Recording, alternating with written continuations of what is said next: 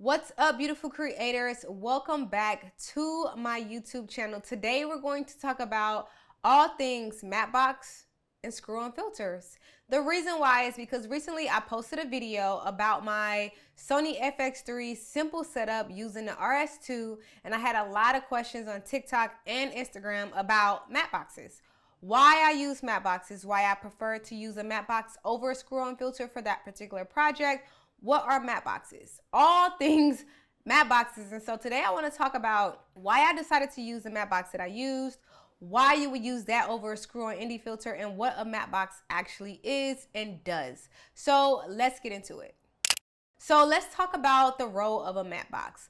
Most people like to use a Mattebox because one, the biggest reason is that it blocks out unwanted fill from any of your lighting sources. So let's say you're shooting outside and you don't want the sun to create a lens flare in your shot. Well, you might want to use a Mattebox, and you might want to be able to have the eyelid up so that you're blocking the sun from hitting your lens. Same with the sides of the Mattebox. You have the option to put those on to make sure that your lens is covered and it's not getting fill from any of your light sources. And the last reason, of course, the reason that everybody likes is filtration. So you can go from a 1 stage up to a 3 stage on how many filters you actually want to add into your Mattebox to be able to have your indie filters, your halation filters, or filtration, whatever that may be.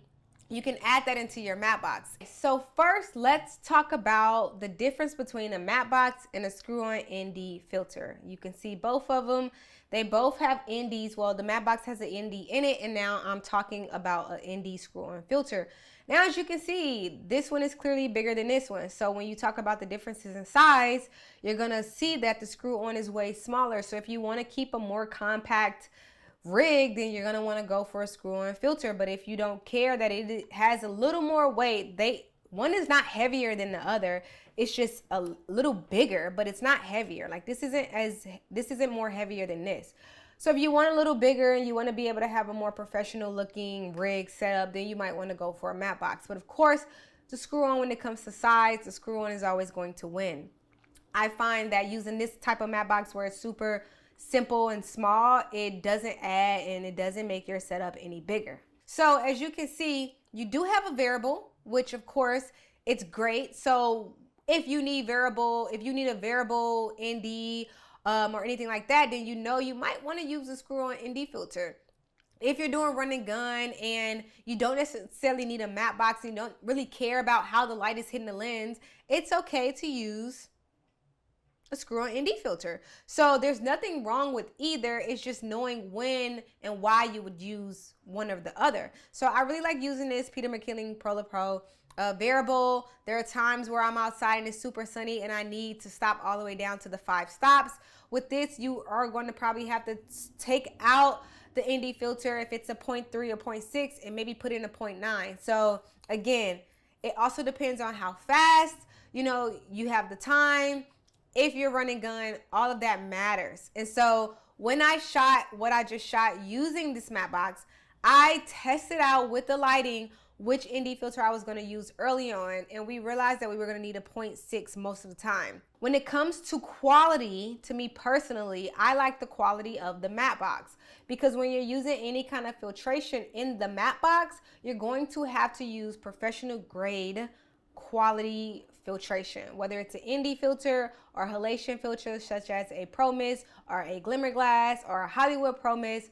Most times the glass with those filters are going to be a lot better than the glass with screw-on filters. So to me, this is prone to scratches. I have so many scratches when it comes to this screw-on filter.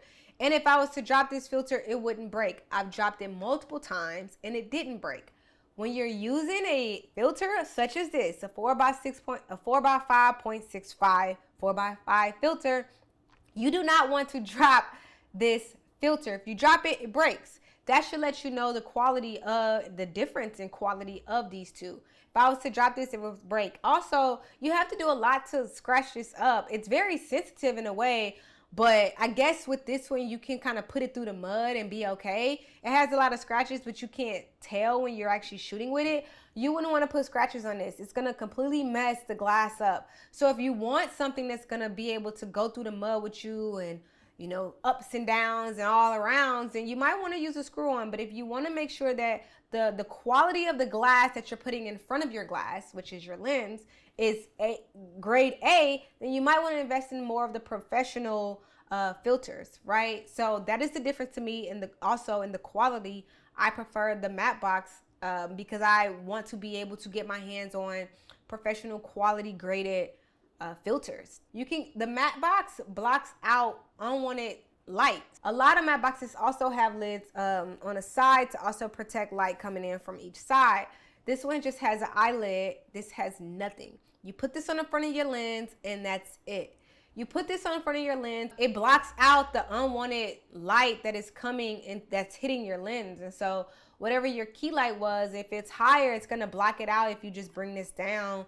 But it's great for that. It blocks out the unwanted lens flare if you didn't want lens flare. It blocks out pretty much all of the feel from that is spilling and hitting your lens from the direction of your lights. With this, you're not going to get that. You're literally just going to get an ND filter. So that is pretty much it, which is another reason why I would prefer using a Mattebox over a screw-on filter, because I have multiple uses in one system that I can use when I'm shooting.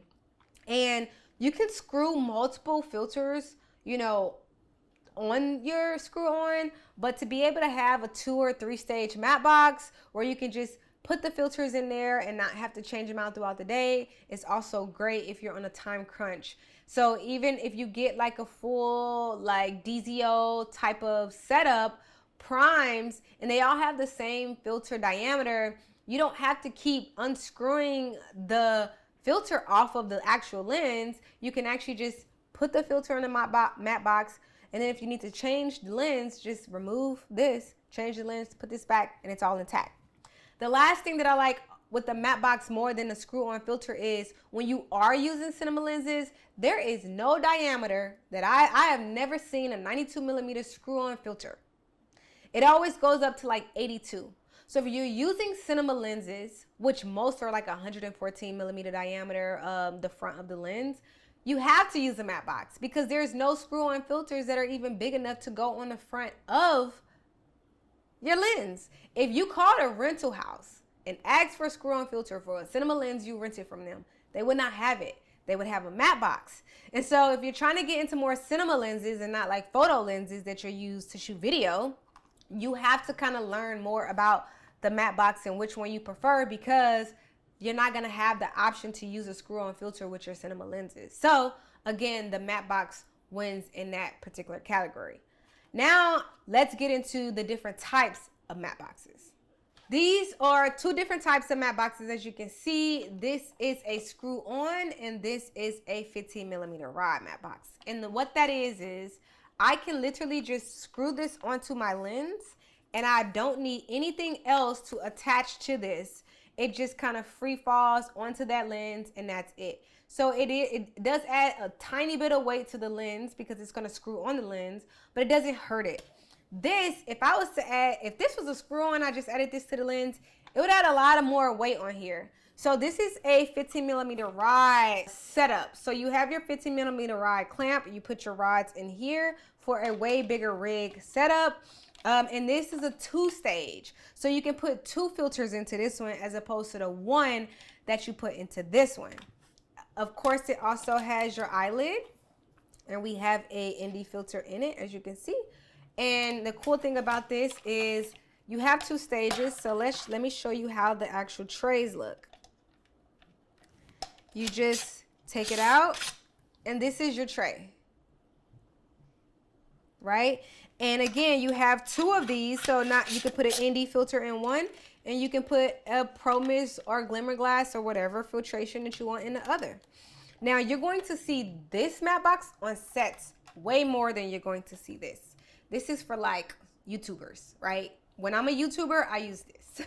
When I am a DP, I use this. So if I'm using cinema glass, I want the best, I'm going to use grade A Matteboxes. And so with this, another thing that I like is that if you're on any kind of set, you're always going to see stickers. These are like, I've seen this on every professional set that I've done BTS for, that I've DP'd. The First AC has these stickers, and what it does is it tells you what filters are in the trays, and so you can remember and kind of like write that down, because when you get into more professional films and things like that, you have to note everything. And so here it can say, hey, let's use an indie filter, a 1.2. So you have this sticker that's gonna allow you to put it on there so everyone can know what filter you use for that particular scene.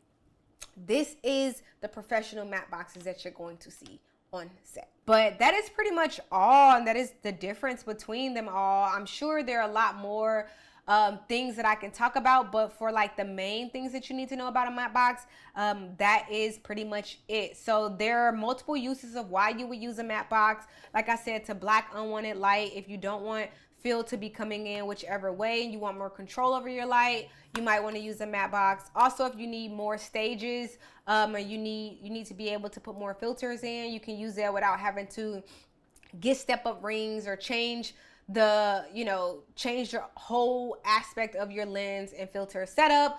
Just get you a matte box. Like I said, this one is great because it screws on. It's a lot small if you want to keep your rig and your setup small. Definitely get something like this, way smaller. And then if you want just like a better quality in your filters, definitely look into getting a matte box. So I have both. I use them for different reasons. I have a Polar Pro right now on the FX3 that's shooting me talk to you all. So there's no right or wrong. It's just when is the best time to use one over the other. And that's pretty much it.